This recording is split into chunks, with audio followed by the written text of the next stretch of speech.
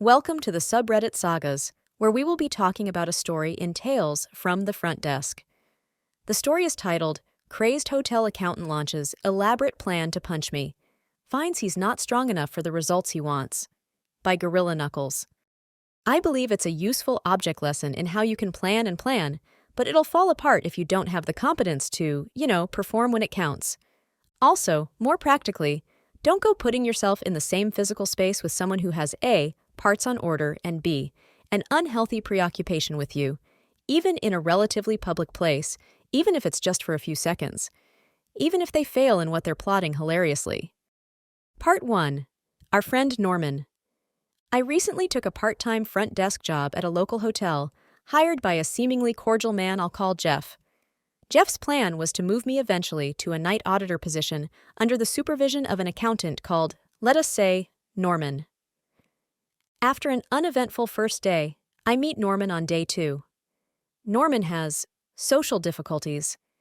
He freely talks about how he views customers only as little pocketbooks from which to extract as much money as possible. He rants nonstop about how stupid Jeff is for putting in a new restaurant he knows will fail and how he hates the guests and absolutely everybody with whom he works. He's known me for like 2 hours. Yes, venting is a necessary part of public-facing jobs, but this is an absolute non-stop stream of consciousness of hatred against every human on the face of the planet to someone he's just met. Also hated is me, which Norman expresses by preventing me from doing my work tasks. He rants and raves about how my passwords are too long and consequently revokes my credentials every couple hours to lock me out of my work terminal. He keeps trying to convince me that I just keep forgetting them because they're too long. And failing. I'm not falling for your inept gaslighting shit. Oddly, I never have any password issues when Norman's not there. He's also supposed to teach me a bit about the system, but he can't, because he's in love with it, Jeff's words, and responds to any misstep in operation with invective usually reserved for crotch shots. Clicking a box closed, for example, lets loose a bout of shrieking about me supposedly being scared of his system and panicking, at which point I say that we need to call off the lessons for now, because they're counterproductive. He then tries baby-talking me, saying I'm so adowable when I'm supposedly passive-aggressive to him. He stops this immediately, though, when I remind him that shit is prohibited by the company contract's harassment clause, paternalistic language. Again, first day knowing him. The guy has almost no emotional control and is obstructive and uncooperative at every turn. I try talking to Jeff about Norman locking me out of my terminal and preventing me from working, but I just get a, oh, that's just Norman, an assurance that he treats everybody this way. When I discuss the situation with other employees, they say that Norman has had anger and behavior issues in the past. Anger, you say?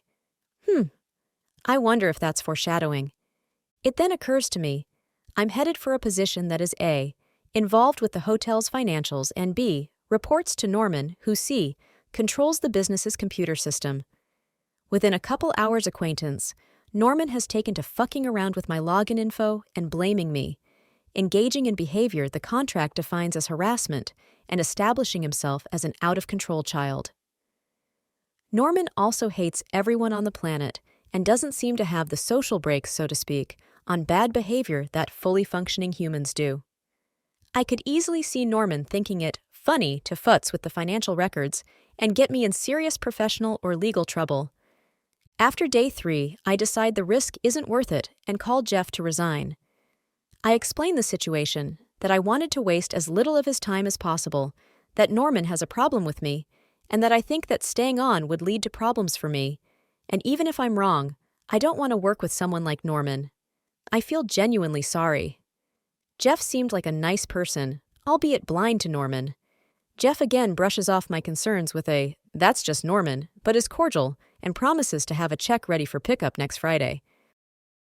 Part 2. The check is in the mail. I drop by the hotel, and my check isn't where the checks are held. I'm told by the front desk clerk that, Norman is instead holding it in his office, and I can pick it up if I just drop by to have a chat with him. No. I call up later to speak to Jeff, but the front desk clerk, a different one, puts me through to Norman instead. I hang up, stating we have nothing to discuss, then call back. But the front desk clerk insists in a shouty manner that I need to have a talk with Norman, who wants, for some unexplained reason, to meet with me face to face in his office. The desk clerk refuses to put me through to Jeff. Norman wants to see me, and I'm not being fair in not acquiescing.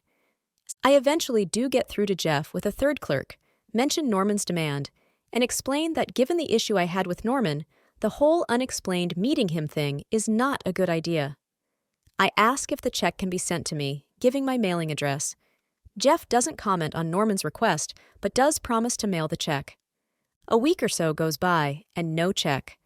I call Jeff, and he tells me that the check was sent back because he put the incorrect address on the envelope, because he says he couldn't read my handwriting. This is strange since, I remind you, he took my address over the phone. I note this in the conversation, but don't press it. Jeff promises to resend the check. Finally, it does indeed arrive in my mailbox. Oh, thank goodness. That annoyance is over. Well, no. The check's enclosed, but there's pay only for 2 of the 3 days I worked. I then remember, my first day, I was told that I couldn't log into the time clock because they didn't have a time clock login set up for me yet. I don't think much of this. I've worked jobs without time clocks and never had a problem getting pay. I think, unwisely extending them a bit of goodwill at this point, that this is just an automated oversight due to the time clock issue. Jeff, after all, saw me and chatted with me all 3 days and has an office right behind the front desk, so he knows when I worked. Well, Jeff now won't pick up or return my calls. I'm eventually able to speak with him through a desk clerk who says that Jeff promises to take care of it. Spoiler, Jeff doesn't. Part 3. Don't go into the basement, you fool. By now, it's 6 weeks since I left, and it's apparent that I'm going to have to go to the inn to get some resolution.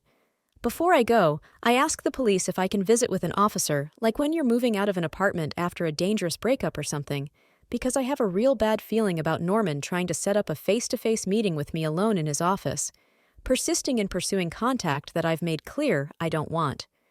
Both police and sheriff, though, tell me that we don't do civil standbys. I just moved back to the area, so I don't have a friend who can accompany me.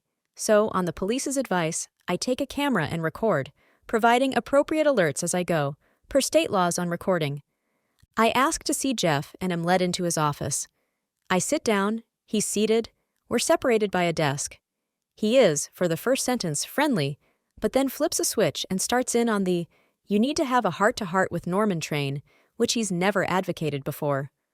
When I refuse and ask why I haven't been paid, Jeff employs an original deflection tactic. He starts acting utterly fucking batshit insane. He begins flying and flailing around in his seat, faux convulsing and screaming, pretending I'm attacking him. "Crazy woman here!" I half expect him to start speaking in tongues. This behavior continues until I deadpan remind him, "Jeff, I'm recording." Jeff then again starts with the "please be nice and meet with Norman. He wants to see you" campaign. He also confirms that, yes, Norman has been withholding my pay, but claims that he's powerless to stop Norman, despite being his direct superior and the hotel manager. "Norman has a problem with me," I remind Jeff, whereupon he screams at the top of his lungs, "No, he doesn't! It's all in your head!" Not 60 seconds later, Norman punched me. How we got there? After, "It's all in your head!" Jeff started screaming for Norman, whose office is right next door, to handle my pay issue and bumbled out.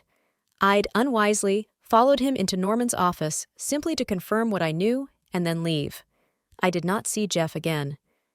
Now, attentive readers who are more likely to survive a horror movie than I am may note that I am now alone in the office with Norman, which is where Norman has wanted me to be for much of the narrative.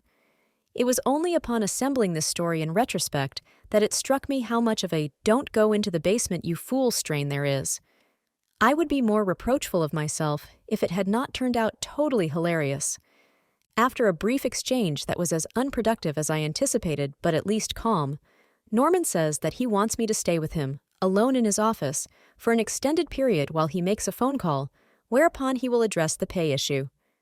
I'm obviously not doing this, so I tap the phone, which is on the side of the desk, to end the call. This is when Norman punched me.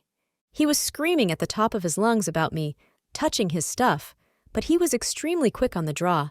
There was no reaction time on his part.